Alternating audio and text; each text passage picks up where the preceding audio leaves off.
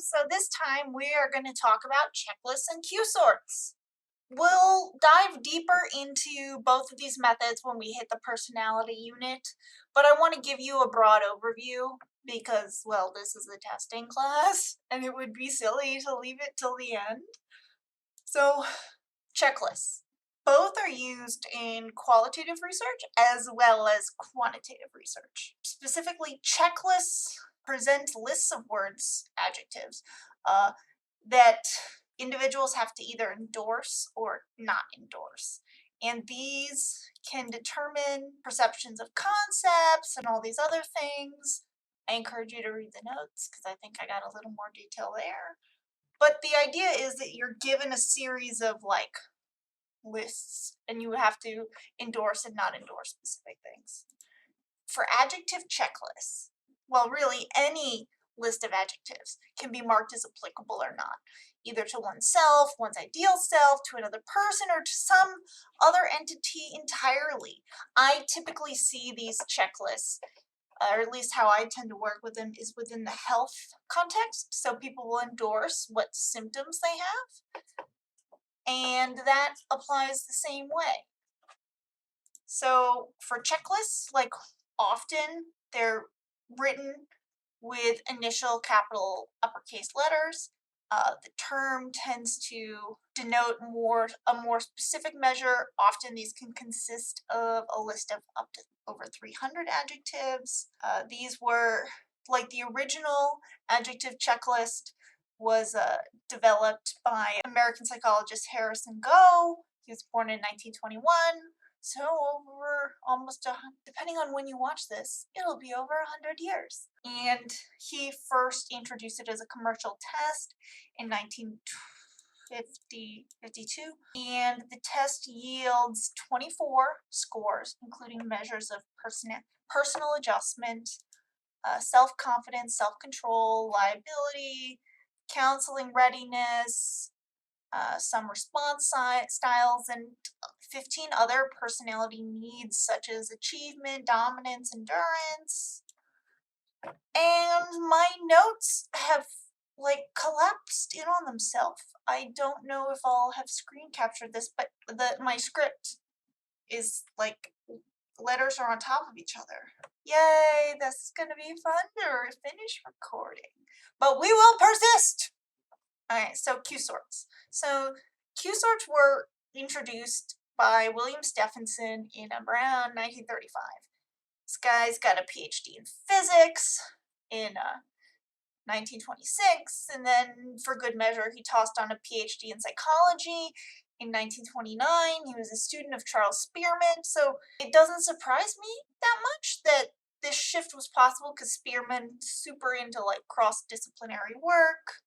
But anyway, the goal of the Q sort was to get a quantitative description of a person's perceptions of a concept. And the general process was to give a subject a pile of numbered cards and have them sort them into piles. And each pile would represent a graded degree of description, most descriptive to least descriptive. And I like to think about it as filling out a Likert scale. So you're given a pile of lists, of words, and you have to kind of plop them into a structured. I have images in a bit, but essentially you're converting all those words into a normal distribution. It's kind of cool. So anyway, Q sorts are a means of self-evaluation of the current client's status. The Q sort consists of a number of cards, often as many as 40 or 50, or even as little as 10 items, each consisting of a single trait, belief, or behavior. The goal is to sort these cards into 1 to 5 columns, so the classic version. From statements such as very much like me to not at all like me. And there are typically a specific number of cards allowed in each column, so you're given a budget, and it forces your client to balance the cards evenly across that distribution. And I've got 2 examples that are out of copyright, so I can present them on the internet, the California Q sort, which is like the classic personality one, and the attachment Q sort. So here's the classic Q sort. What you do is you put a word in each box. And as you can see, it forces you to make choices because you can only have 2 slots in this Q sort for always. You can have more for frequently, etc., etc.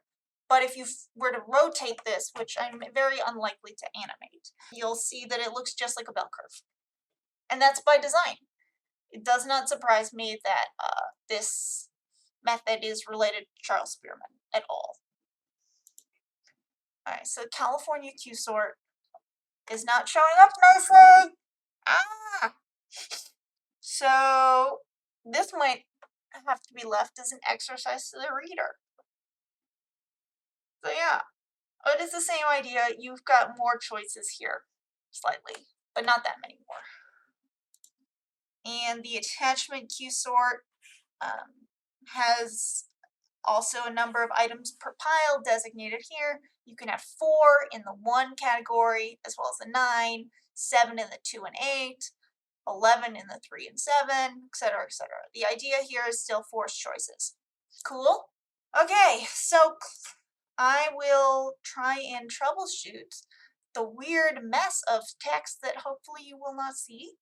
Bye!